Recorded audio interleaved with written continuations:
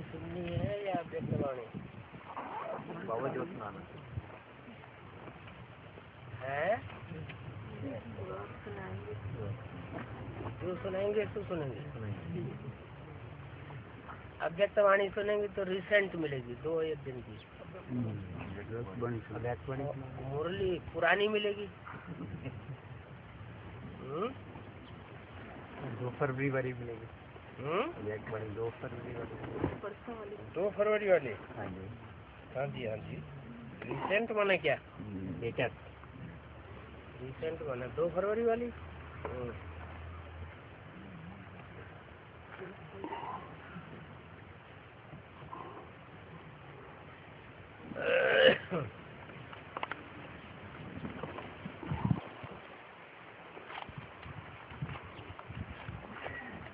अव्यक्त बाप दादा की वाणी है 2 फरवरी 2007। हेडिंग दिया है परमात्मा प्राप्तियों से संपन्न आत्मा की निशानी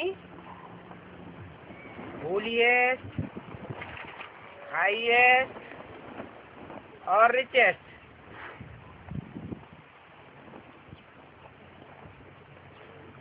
आज विश्व परिवर्तक बाप दादा अपने साथी बच्चों से मिलने आए हैं।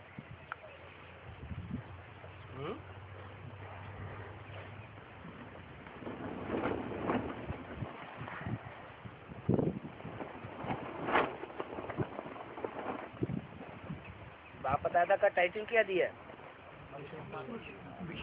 विश्व परिवर्तक बाप दादा।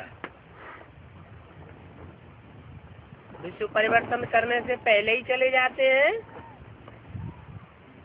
या विश्व परिवर्तन करके जाते हैं? करके जाते हैं। और किससे मिलने आए हैं? सिर्फ साथी बच्चों से नहीं, अपने साथी बच्चों से मिलने आए हैं।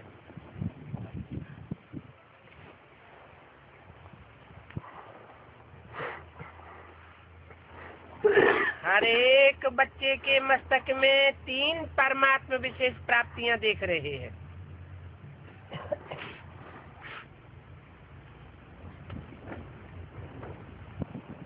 जो हेडिंग दिया, एक है होलीएस्ट, दूसरा हाईएस्ट और तीसरा रिचेस्ट।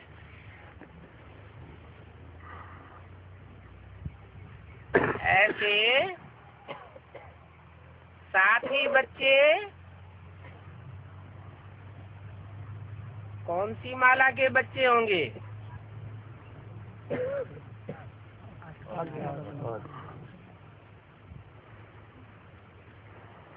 विजय माला के साथी बनी होंगे। है? 3 विशेषताएं बताई, हाईएस्ट, होलीएस्ट और रिचेस्ट।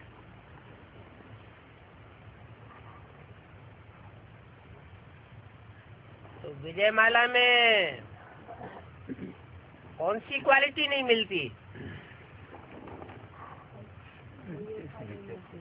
रिचेस्ट नहीं है, लक्ष्मी और रिचेस्ट नहीं, जो बांटने वाली है बिना उसके बांटे प्राप्ति होने वाली नहीं। सब मनोकामनाओं की पूर्ति नहीं करती, एक ही बात की पूर्ति करती है। जो भगवान का बड़े से बड़ा दिया हुआ धन है वो देती है, देने के निमित्त बनती है।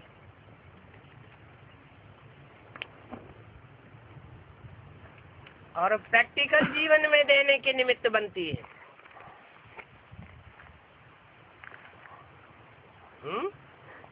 ज्ञान धन तो रुद्रमाला के मणके भी लेते हैं,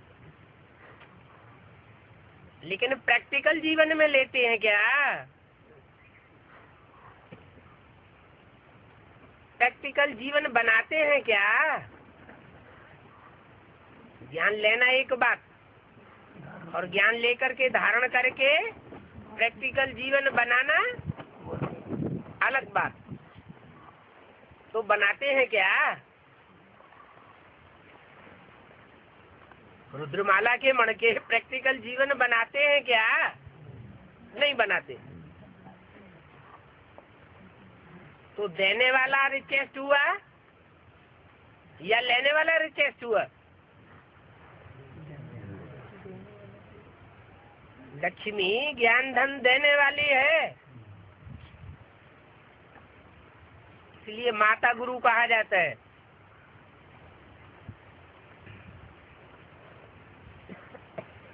माता में ऐसी कौन सी खसूसियत और पिता में ऐसी कौन सी कमी जो पिता गुरु नहीं कहा गया है? कोई प्योरिटी की पावर, जो माताओं में प्योरिटी की पावर है, धारणा शक्ति, इसलिए माता गुरु है मुख्य। तो रिचेस्ट जहाँ तक बात आती है, विजयमाला की हेड तो बहुत रिचेस्ट है। फिर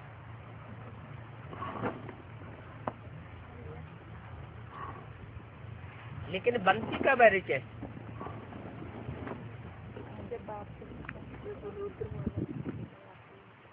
रिचेस्ट कब बनती है? ऐड होती है, उल्टी बात कह दी। रुद्रमाला के मणके विजयमाला में ऐड होते हैं, लेकिन लक्ष्मी भी रिचेस्ट तब बनती है जब एडवांस ज्ञान उठाती है।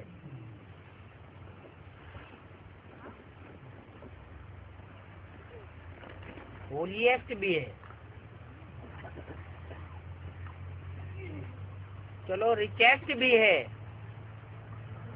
लेकिन हाईएस्ट पोजीशन नहीं है, क्योंकि हाईएस्ट पोजीशन विष्णु की है, जो मीडियम तबक्के में दिखाया है, या हाईएस्ट पोजीशन शिव शंकर भोलेनाथ की है, जिसका नाम हाईएस्ट शिव के साथ जोड़ा जाता है। उनकी माला है रुद्रमाला। रुद्र है बड़े से बड़ा,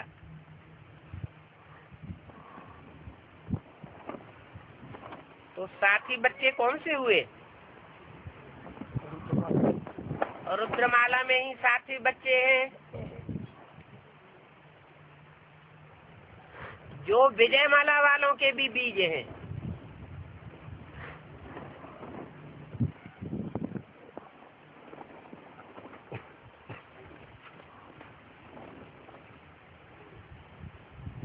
ज्ञान का फाउंडेशन ही है होली, अर्थात पवित्र बनना।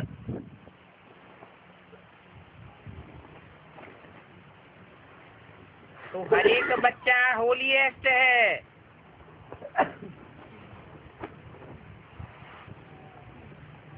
किन बच्चों की बात की? है? हर एक बच्चा होलीएस्ट। होलीएस्ट एक होगा या हर एक होगा? है?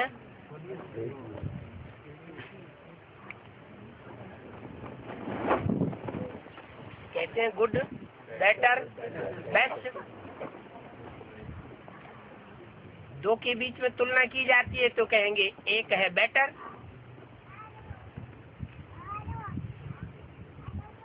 जब कहेंगे बेस्ट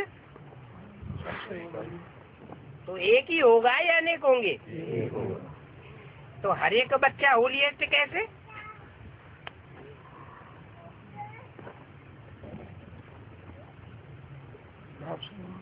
बाबा को अंग्रेजी नहीं आती क्या? इसलिए बोला कि हर एक बच्चा अपनी अपनी जनरेशन में पूर्वज है।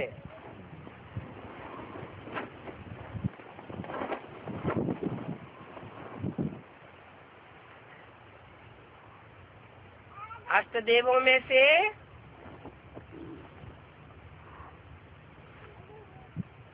जो 8 हैं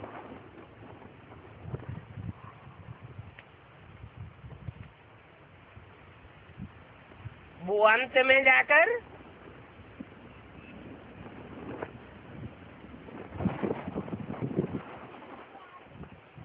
कोई न कोई जनरेशन के निमित्त बन जाते हैं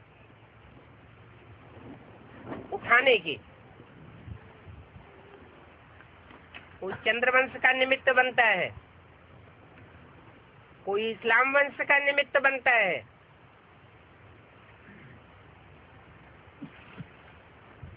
कोई क्रिश्चियन वंश का निमित्त बनता है, कोई बौद्ध धर्म का निमित्त बनता है।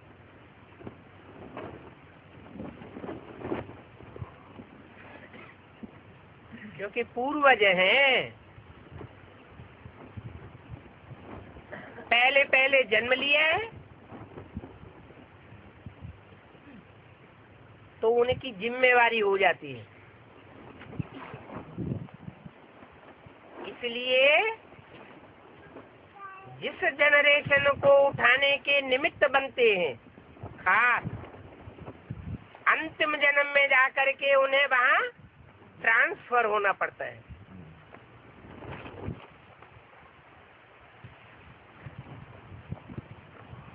जैसे कहते थे अच्छे अच्छे हैंड्स कहाँ भेजे जा रहे हैं? विदेश में भेजे जा रहे हैं। वैसे भी देखा जाए तो कलयुग के अंतिम जन्म में भारत का जो जहीन तबक्का है वो भारत में सेवा के निमित्त बन रहा है या विदेशों में सेवा के निमित्त बन रहा है? विदेशों में जा रहा है।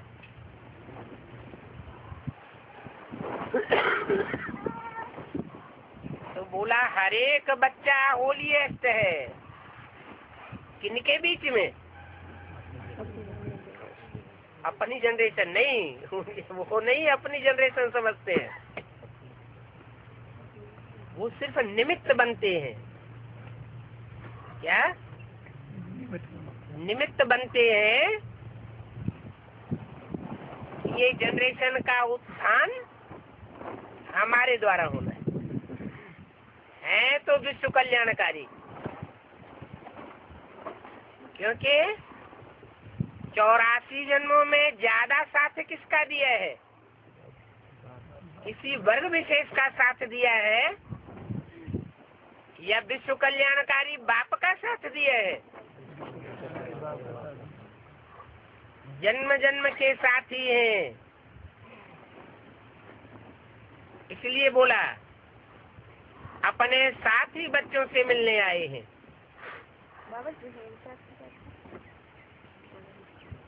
बुद्धिमान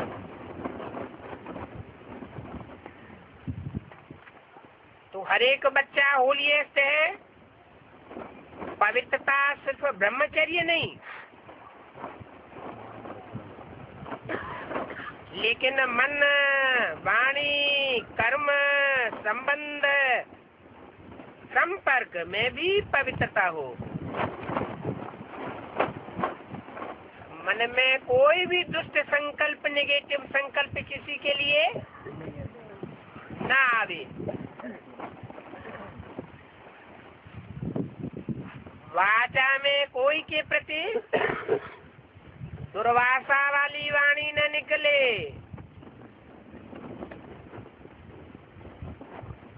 और कर्मों में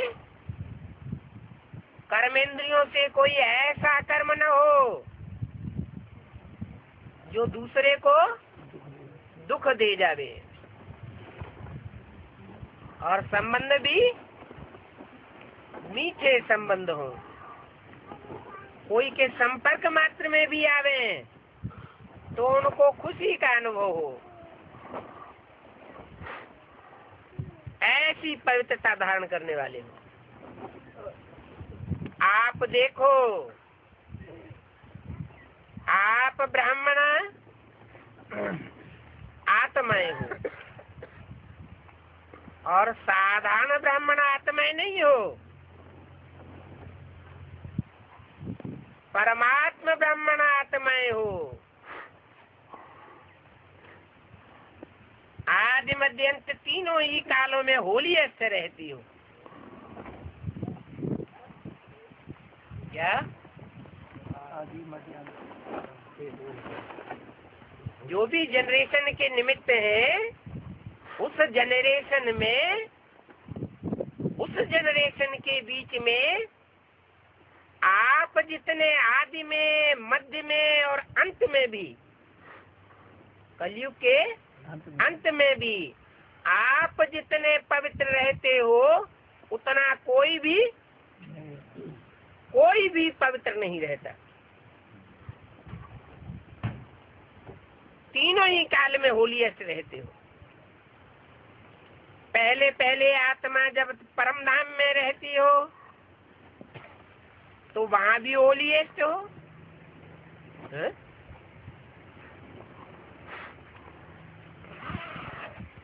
परम धाम में ऊंच नीच होता है क्या? होता है। साकार दुनिया में ऊंच नीचे होता है या परम धाम में होता है? साकार दुनिया की बात परम धाम की स्टेज में दिखाई गई है। जो ऊंच स्टेज दिखाई गई है वो जरूर इस साकारी सृष्टि में परमधामी स्टेज बनती है।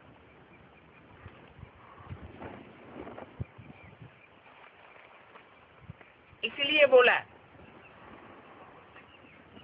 कि परमधाम में रहते हो तो वहां भी होलीएस्ट हो। जो परमधामी संगठन होगा, निसंकल्प तेज वालों का जो संगठन होगा,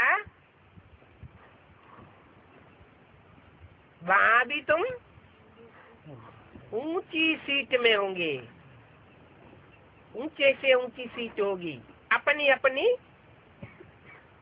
स्टेज में।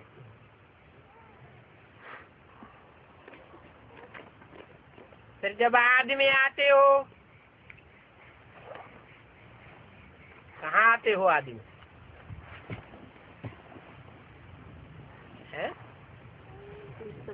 सतवीं दुनिया में। फिर जब आदि में आते हो तो आदि काल में भी देवता रूप में होलीएस्ट आत्मा रहे हो। होलीएस्ट अर्थात पवित्र आत्मा की विशेषता है प्रकृति में रहते संपूर्ण पवित्र रहना, प्रवृत्ति के बीच। क्या?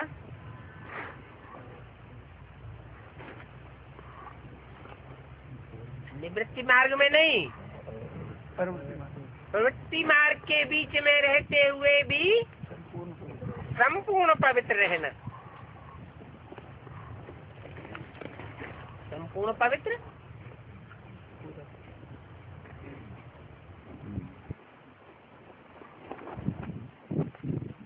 कहाँ तक संपूर्ण पवित्र? कर्मेंद्रियों से संपूर्ण पवित्र या दृष्टि से संपूर्ण पवित्र? कर्मेंद्रियों के मुकाबले दृष्टि सूक्ष्म है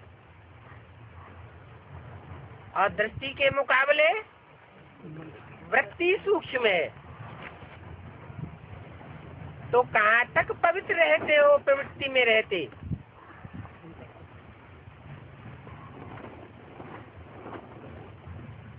राधा कृष्ण जैसे बच्चे जन्म लेने वाले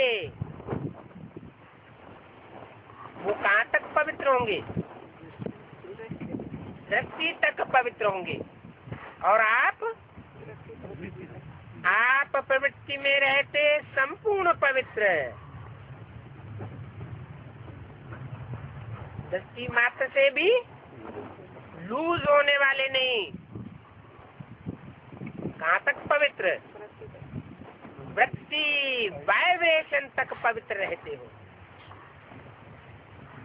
उस पवित्रता से जनरेशन पैदा होती है और भी पवित्र बनते हैं। क्या ऐसे नहीं आप ही पवित्र बनते हो, और भी पवित्र बनते हैं, लेकिन आपकी पवित्रता की विशेषता है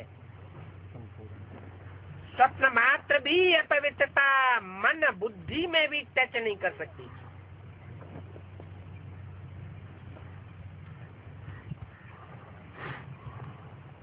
सत्युग में आत्मा भी पवित्र बनती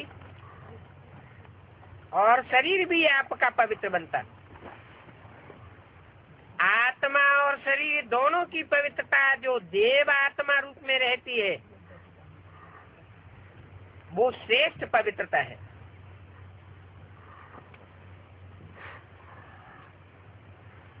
लेकिन आप जैसे होलीएस्ट बनते हो इतना ही हाईएस्ट भी बनते हो। सबसे ऊंचे से ऊंचे ब्राह्मण आत्माएं और ऊंचे से ऊंचे बाप के बच्चे बने हो।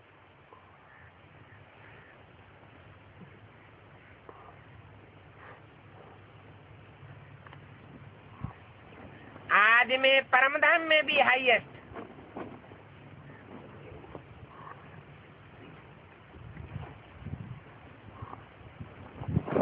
है ना? तुम बच्चे परमधाम को इस सृष्टि पर उतार लेंगे तो जो परमधामी स्टेज होगी उसमें भी हाईएस्ट पोजीशन आपकी होगी। अर्थात बाप के साथ साथ रहते हो। सीट कहाँ होगी? बाप के साथ साथ सीट होगी।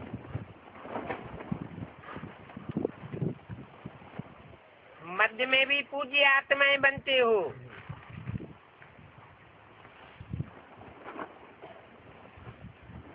कितने सुंदर मंदिर बनते हैं और कितनी विधि पूर्वक आपकी पूजा होती है। किनके? अष्टदेवों के। यहाँ उत्तर भारत में है अष्टदेवों के मंदिर? है? नहीं है? चलो मंदिर नहीं है, कोई अनुष्ठान होता है तो पूजा होती है या नहीं होती है? कैसे? नवग्रह का जो पूजन होता है उनमें एक ग्रह है वैल्यूलेस और बाकी 8 हैं वैल्यूअल। तो विधि पूर्वक आपकी पूजा होती है। उत्तर भारत में मंदिर नहीं है। क्या? अष्टदेवों के यादगार मंदिर नहीं है, फिर भी पूजा होती है। दक्षिण भारत में मंदिर क्यों है?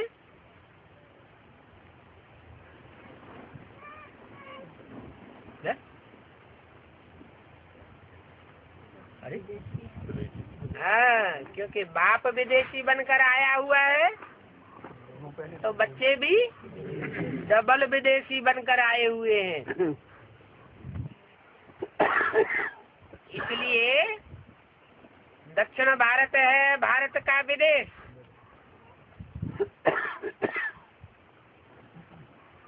तो यादगार रूप में आज भी और पुराने समय से भी यादगार मंदिर कहाँ बने हुए हैं? दक्षिण भारत। विधि पूर्वक पूजा होती है। जितनी विधि पूर्वक आप देवताओं के मंदिर में पूजा होती है, उतनी औरों के मंदिर बनते हैं, लेकिन विधि पूर्वक पूजा आपके देवता रूप की होती है।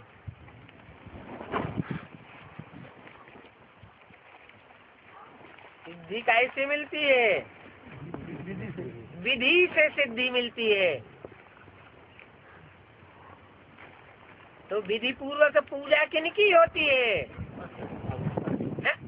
कोई कारण होगा। विधि से सिद्धि प्राप्त की है। विधि पूर्वक चलने से विधि विधान होता है ना। एक होता है विधि विधान पूर्वक चलने वाले, और एक होता है कहीं कहीं मनमानी चाल चलने वाले। तो विधि पूर्वक आपके देवता रूप की पूजा होती है।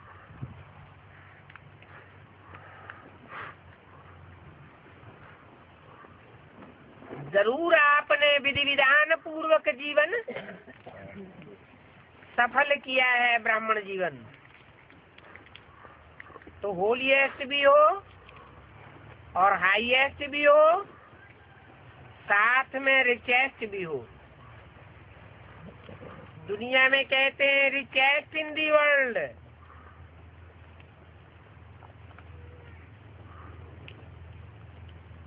कौन? ओम मंडली is richest in the world. वो तो तीन के लिए कहते हैं। आ ब्रह्मा, ऊ विष्णु और माँ महेश।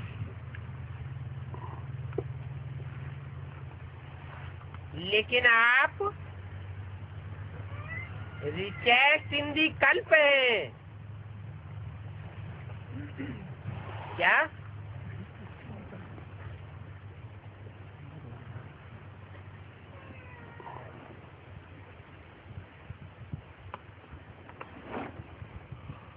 सारा कल्प रिचेस्ट हो। अपने खजाने स्मृति में आते हैं। कितने खजानों के मालिक हो? अविनाशी खजाने जो इसे एक जन्म में प्राप्त करते हो, एक जन्म में कमाई करते हो, वो कब तक चलती है?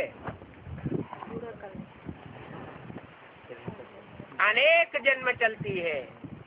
पूरा कल्प तो नहीं चलती है, क्योंकि आखिरी जन्म में तो नीचे गिरते हैं।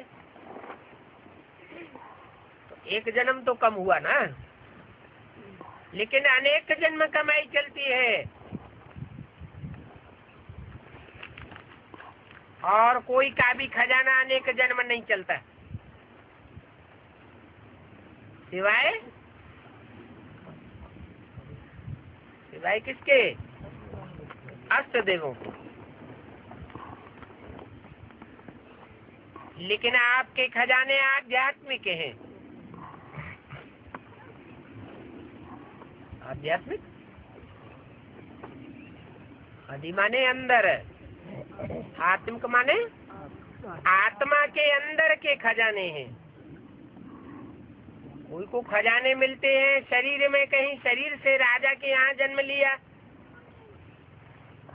या कोई बहुत पुराना धनवान है उसके घर जन्म लिया, तो दैहिक खजाने कहे जाएंगे। और आपके खजाने आध्यात्मिक खजाने हैं। शक्तियों का खजाना, ज्ञान का खजाना, गुणों का खजाना, श्रेष्ठ संकल्पों का खजाना, और वर्तमान सबसे जास्ती जो वर्तमान समय चल रहा है उसमें सबसे जास्ती वैल्यूबल खजाना कौन सा है? ज्ञान। उससे भी जास्ती एक है जो बहुत वैल्यूबल खजाना है, परमात्म प्राप्ति। समय को सफल करने का खजाना, समय का खजाना। आज की दुनिया में कोई से भी कहो आओ ये माल खरीदो, ईश्वरीय प्राप्तियां ले लो, लेंगे तो स्वर्गवासी बनेंगे, नहीं लेंगे तो वंचित हो जाएंगे, इस नरक की दुनिया में ही पड़े रहेंगे। तो क्या कहते हैं? हमारे पास समय नहीं है। तो ये सर्व खजाने जन्म जन्मांतर आपके चलते हैं। क्या? यानी जन्म जन्मांतर आपका समय का खजाना व्यर्थ नहीं जाता है।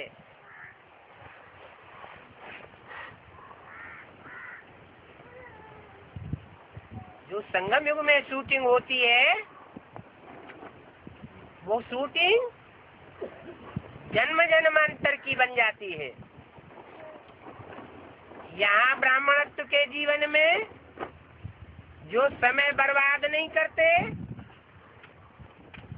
वो जन्म जन्मांतर अपना समय बर्बाद नहीं करेंगे, आबाद करेंगे। एक जन्म के प्राप्त हुए खजाने कितना जन्म आपके साथ चलते हैं,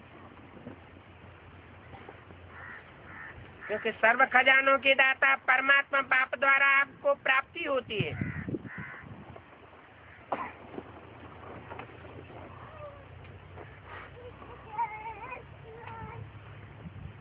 कृष्ण और राधा को प्राप्ति किससे होगी? माँ बाप से प्राप्ति होगी।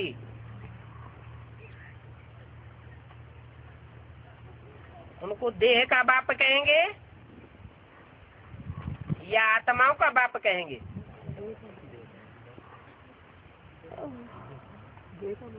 वो परमात्मा प्राप्ति नहीं करते और आप डायरेक्ट परमात्मा से प्राप्ति करते हो। परमात्मा द्वारा प्राप्ति होती है। तो ये नशा है कि हमारे खजाने कितने अविनाशी हैं। इन आध्यात्मिक खजानों को प्राप्त करने के लिए आप सहज योगी बने हो।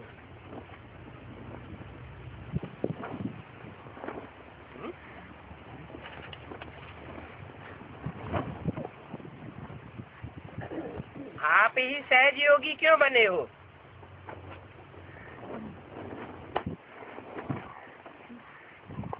और सहज योगी नहीं बनते क्या? सहज योगी का मूल कारण क्या है? कोई सहज योगी बनता है, कोई कठिन योगी बनता है।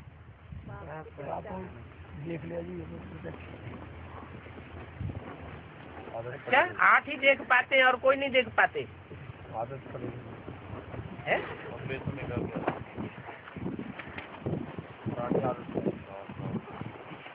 8 ही देखते हैं, बाकी नहीं देखते परमात्मा बाप को।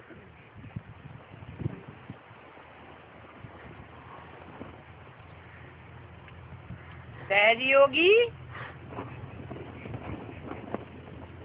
सहज राजयोग,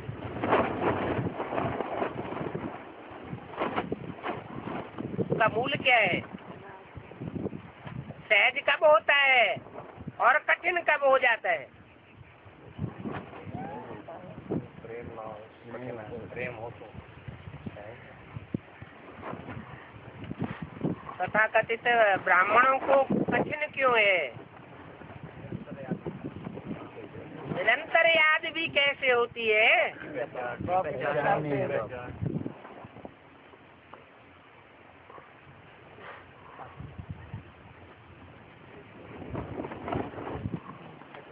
सदा साथी, पहला वाक्य क्या है? आज विश्व परिवर्तक बाप दादा अपने साथी बच्चों से मिलने आए हैं।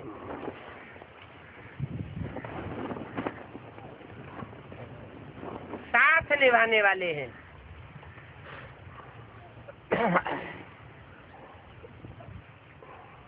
तो सहज योगी बने हो। जितना साथी उतना सहयोगी,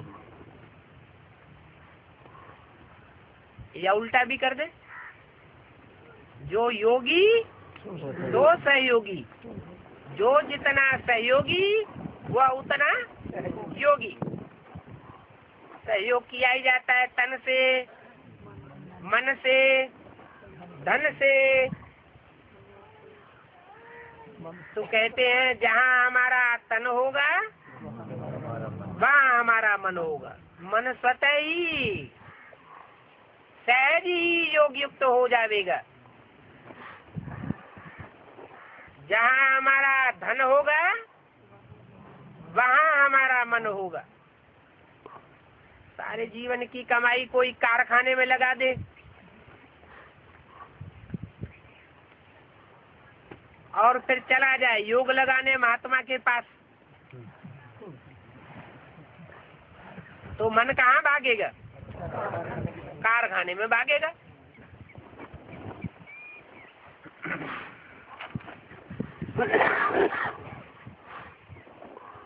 तो याद की शक्ति से खजाने जमा करते हो। इस समय भी इन सर्व खजानों से संपन्न बेफिक्र बादशाह हो। क्या? कौन कौन से खजानों से बेफिक्र हो? शक्तियों के खजानों से, गुणों के खजाने से संपन्न, और श्रेष्ठ संकल्पों के खजाने से संपन्न, समय के खजाने से संपन्न, और ज्ञान रत्नों के खजाने से भी संपन्न। सभी खजानों से संपन्न बेफिक्र बादशाह। कोई खजाने के लिए फिक्र है क्या? है फिक्र?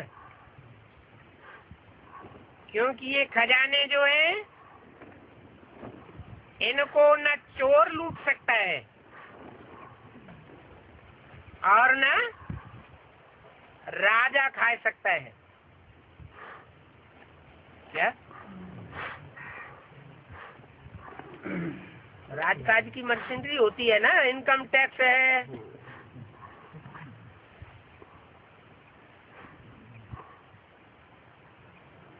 ले जाता है।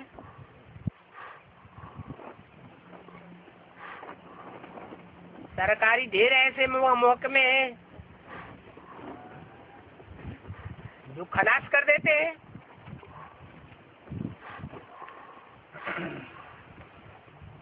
लेकिन उनके लिए भी पिछली अव्यक्तवाणी में क्या बोल दिया?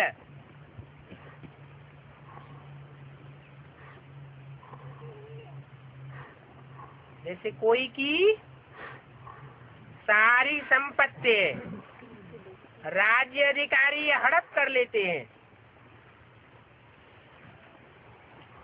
गवर्नमेंट छीन लेती है, चाहे इनकम टैक्स के रूप में हो या कैसे भी हो, तो बर्बाद हो जाते। लेकिन तुम बच्चों के भाग्य का भंडार खुल गया है।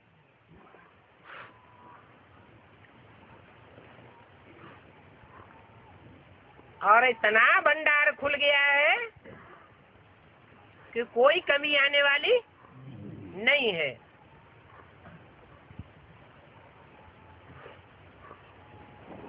तो आपको जो खजाने मिले हैं, न उनको चोर लूट सकता, न राजा खा सकता, न पानी डुबो सकता, इसलिए बेफिक्र बादशाह हो। इंडिया में अभी कौन से शहर में सबसे जास्ती धन संपत्ति है? बम्बई में। विनाश होगा तो क्या हाल होगा?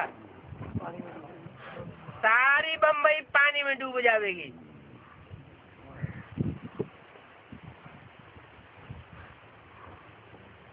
तो आपकी संपत्ति को पानी डुबा ही नहीं सकता, इसलिए बेफिक्र बादशाह।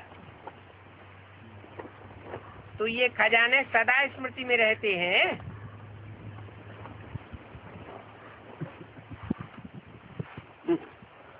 रहते हैं ना, और याद भी सहज क्यों है?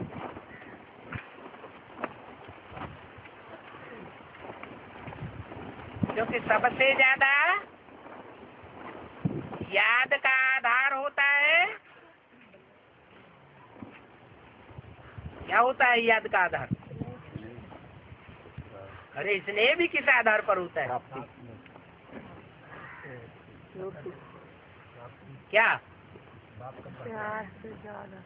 साकार के साथ क्यों याद? साकार के साथ क्या प्राप्ति है? प्यार क्यों होता है? स्नेह क्यों होता है?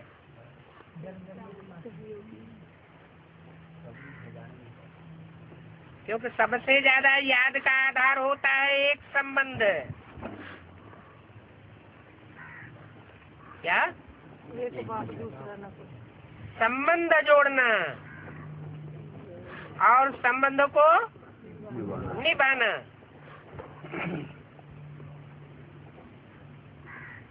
तो याद का आधार होता है एक तो संबंध और दूसरा प्राप्ति। प्राप्ति होती है तो याद आता है कि नहीं? लौकिक बाप से याद क्यों जुटती है? लौकिक बाप से वर्षा मिलता है, वो हद का वर्षा मिलता है, और ये बेहद का पारलौकिक बाप है, इससे बेहद की प्राप्ति होती है। तो सहज याद का आधार क्या बात बताई? दो बातें, एक संबंध और दूसरा प्राप्ति। और संबंध भी जितना प्यारा संबंध होगा उतनी प्राप्ति स्वतः ही आवेगी।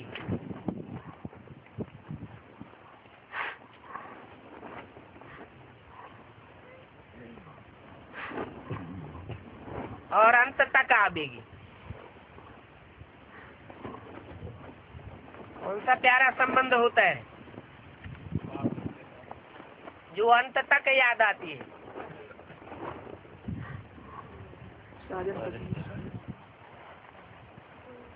और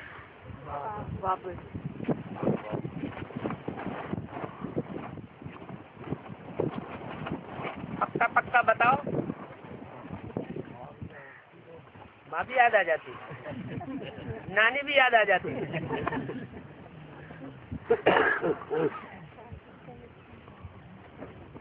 अरे कोई मरता है तो भगवान याद आ जाता। कोई स्त्री मरती है तो किसकी याद आ जाती है अंत में? और पुरुष मरता है तो अंत में किसकी याद आ जाती है? तो प्यारे से प्यारा संबंध कौन सा हुआ? ज्यादा से ज्यादा याद का आधार कौन से संबंध का हुआ?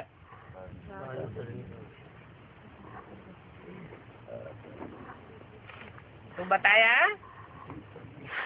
जितना प्यारा संबंध होता है उतनी याद स्वतः आती है,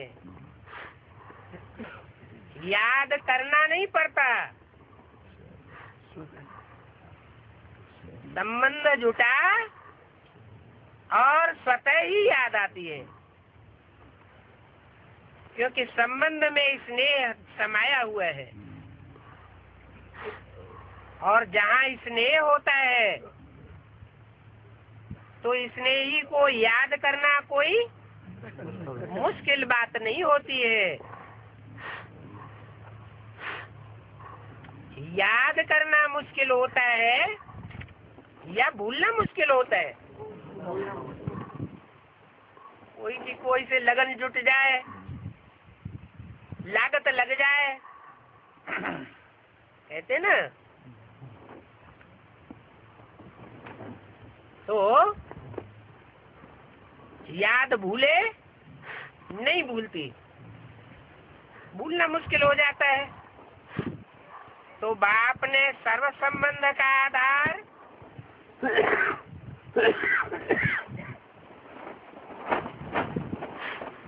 आपके सामने क्लियर कर दिया। कभी अपने को सहज योगी अनुभव करते हो?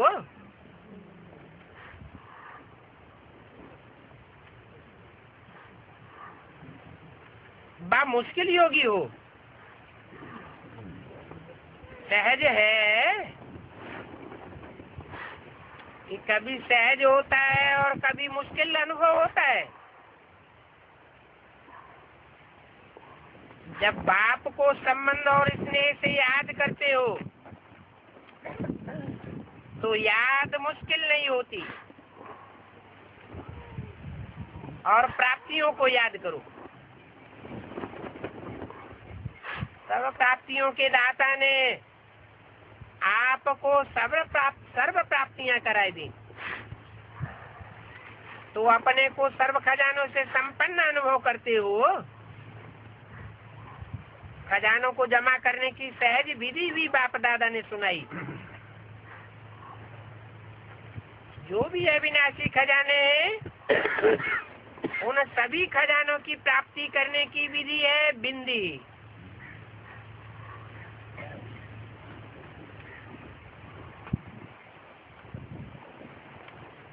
क्या?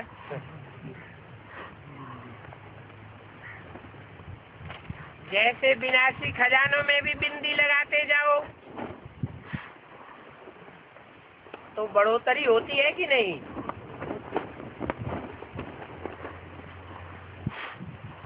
बढ़ता जाता है ना। तो अविनाशी खजानों को जमा करने की विधि है बिंदी लगाना। क्या क्या बिंदी लगाना है? भक्ति मार्ग में तो माताएं यूं बिंदी लगा लेती है, पुरुष लोग यूं टीका लगा लेते हैं, बिंदी लगा ले है? आत्मिक स्टेज, आत्मिक स्टेज की बिंदी लगाना भी मुख्य है, लेकिन ड्रामा की बिंदी लगाना भी मुख्य है। कुछ भी हो जाए, क्या दुनिया उलट पलट हो जाए तो क्या हुआ? ड्रामा, कोई फर्क नहीं अलबत्ता। और अगर फर्क पड़ गया, चेहरा उतर गया, आंसू आ गए,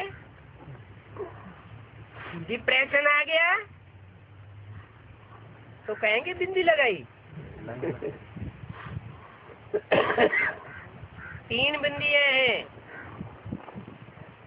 एक आत्मा की बिंदी है और दूसरी बाप की बिंदी। आत्मा की बिंदी पक्की होगी तो बाप भी याद आवेगा। आत्मा की बिंदी पक्की नहीं होगी तो बाप भी याद नहीं। देवान में होंगे, बाप याद आ ही नहीं सकता। तो पहली आत्मा की बिंदी और दूसरी बाप की बिंदी। और ड्रामा में जो भी होता है बीत जाता है, तो फुल स्टॉप अर्थात बिंदी। 2 फरवरी 2007 की अव्यक्तवाणी का दूसरा पेज। तो बिंदी लगाना आता है,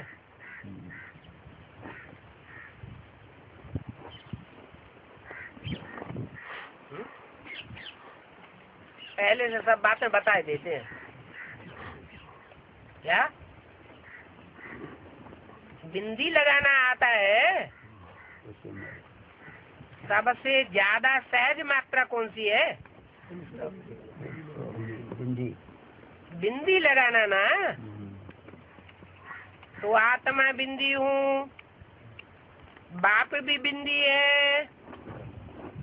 इस स्मृति से स्वतः ही खजाने जमा हो जाते हैं।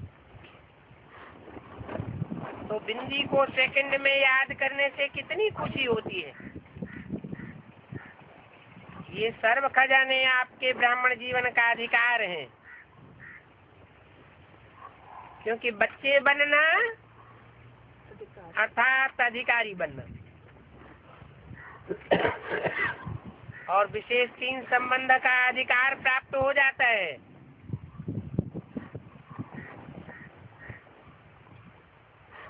विशेष प्राप्ति करने वाले संबंध कौन से हैं? याद तो साजन सजनी के संबंध में बहुत आती है। वो तो पाप कर्मों का खाता पूर्व जन्म का होगा, वो क्या होगा? वो भस्म हो जाएगा।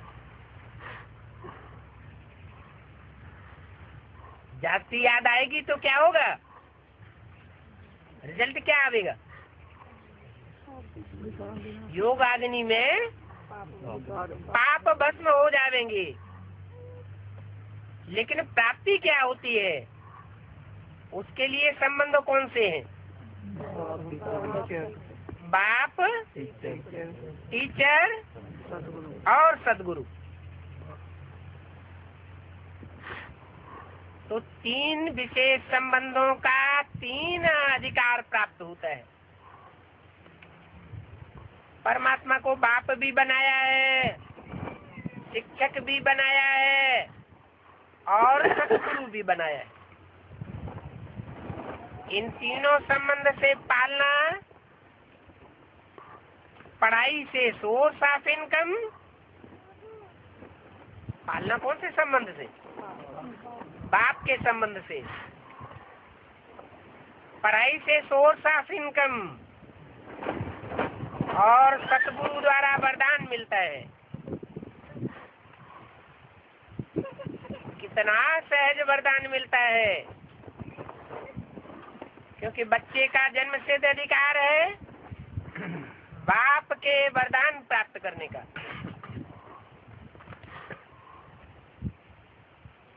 बाप दादा हर बच्चे का जमा का खाता चेक करते हैं। आप सभी भी अपने हर समय का जमा का खाता चेक करो।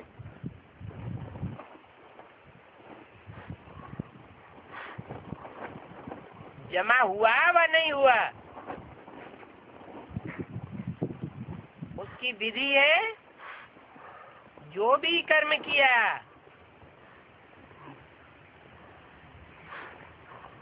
खाता जमा हुआ,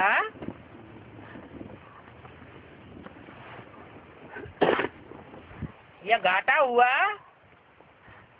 उसे चेक करने की विधि क्या बताई? जो भी कर्म किया उस कर्म में स्वयं भी संतुष्ट, और जिसके साथ कर्म किया वो भी संतुष्ट। अगर दोनों में संतुष्टता है तो समझो कर्म का खाता जमा हुआ।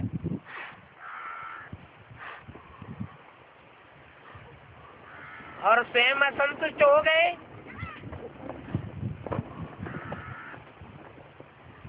तो खाता जमा नहीं हुआ, अथवा साथ ही असंतुष्ट हो गया तो भी खाता जमा नहीं हुआ।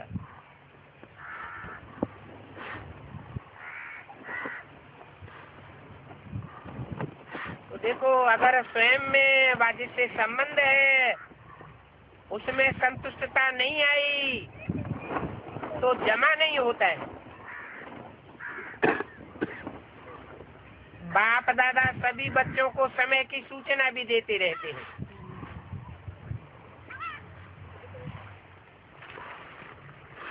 ये वर्तमान संगम का समय सारे कल्प में श्रेष्ठ से श्रेष्ठ समय है,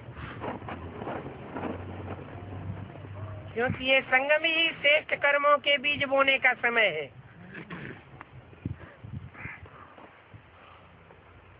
प्रत्यक्ष फल प्राप्त करने का समय है। इस संगम के समय में एक एक सेकंड श्रेष्ठ से श्रेष्ठ है। सभी एक सेकंड में अशरीरी स्थिति में स्थित हो सकते हो। बाप दादा ने सहज विधि सुनाई कि निरंतर याद के लिए एक विधि बनाओ।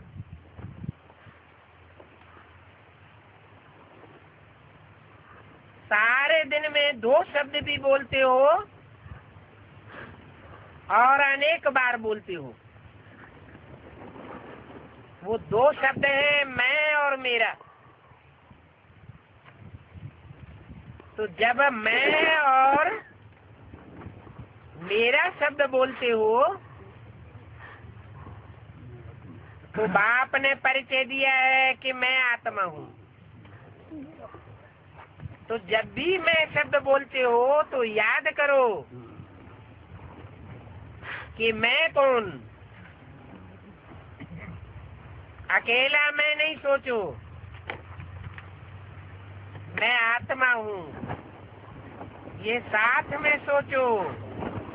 क्योंकि आप तो जानते हो ना कि मैं श्रेष्ठ आत्मा हूँ। कैसी श्रेष्ठ आत्मा?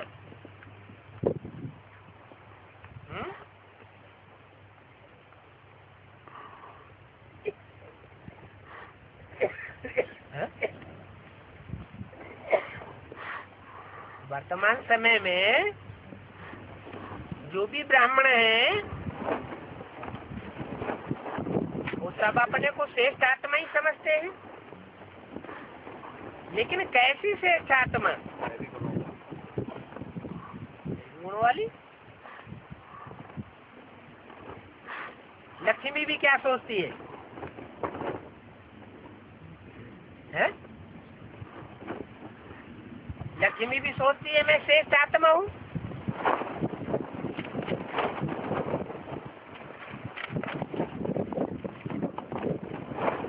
लेकिन परमात्मा पालना के अंदर वर्तमान समय है?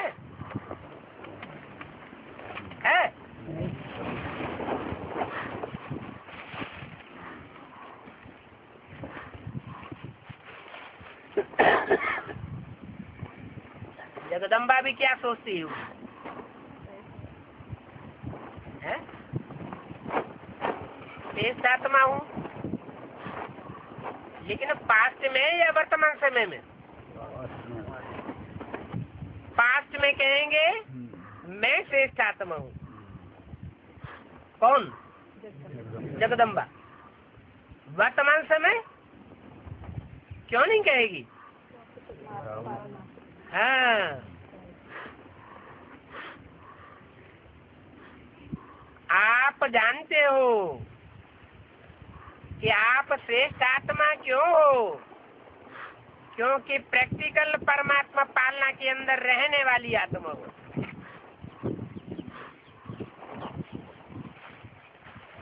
और जब मेरा शब्द बोलते हो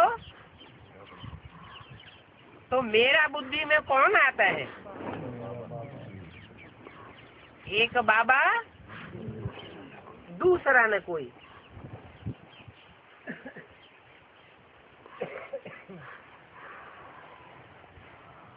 मेरा बाबा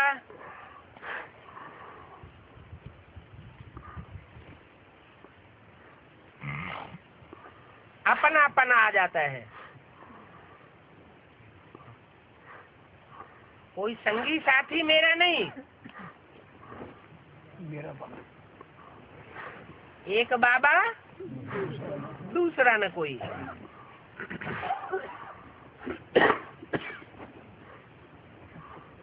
अर्थात परमात्मा बाप। तो जब भी मैं और मेरा शब्द कहते हो उस समय ये एडिशन करो कि मैं आत्मा और मेरा बाबा। जितना जितना मेरापन लाएंगे बाप में, उतना ही आपकी याद सहज होती जाएगी। क्योंकि मेरा कभी भूलता नहीं है। सारे दिन में देखो कौन याद आता है?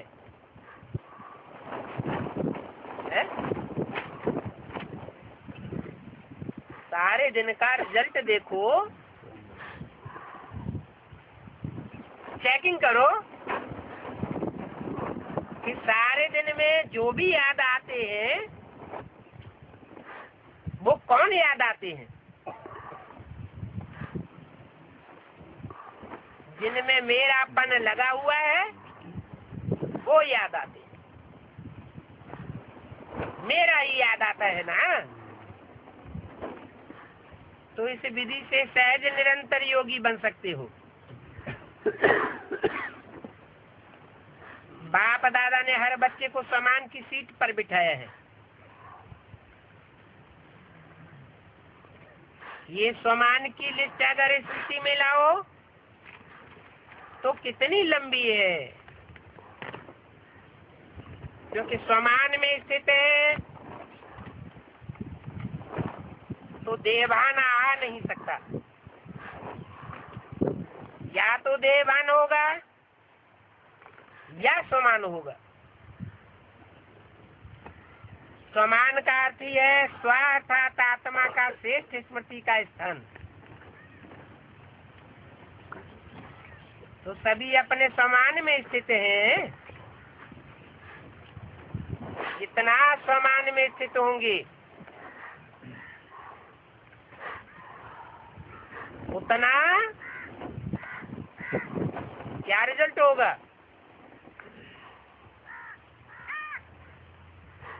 जितना समान में स्थित होंगे उतना दूसरों को सम्मान देना स्वतः ही हो जाता है।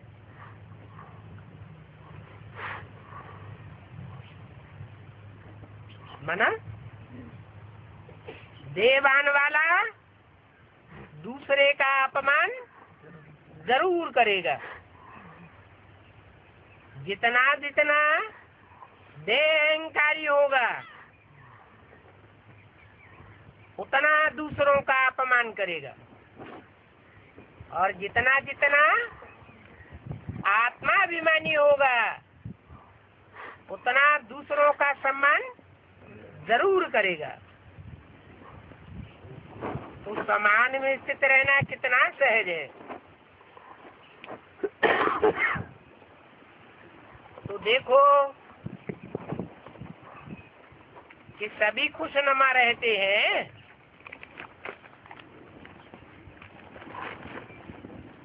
क्योंकि जो खुशनुमा रहने वाला है उसकी निशानी क्या होगी?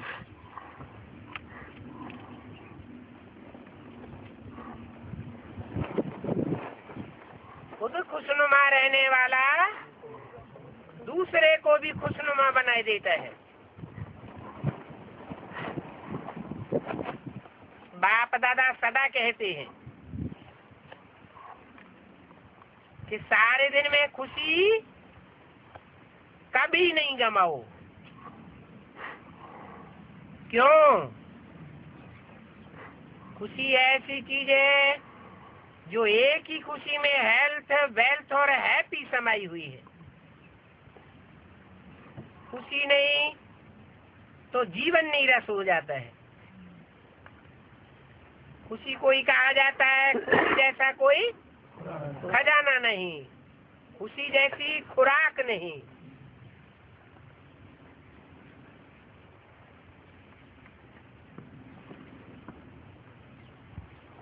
कितने भी खजाना हो, लेकिन खुशी नहीं तो खजाने से भी प्राप्ति नहीं कर सकते हैं।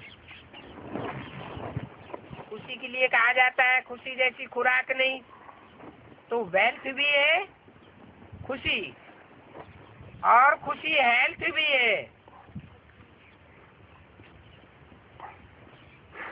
और नाम ही खुशी है तो हैप्पी तो है ही। तो खुशी में तीनों चीजें समाई हुई है। और बाप ने अविनाशी खुशी का खजाना दिया है। बाप का ये खजाना गवाना नहीं,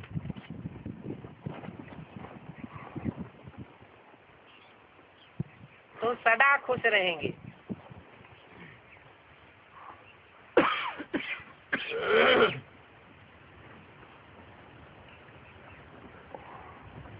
ओम शांति।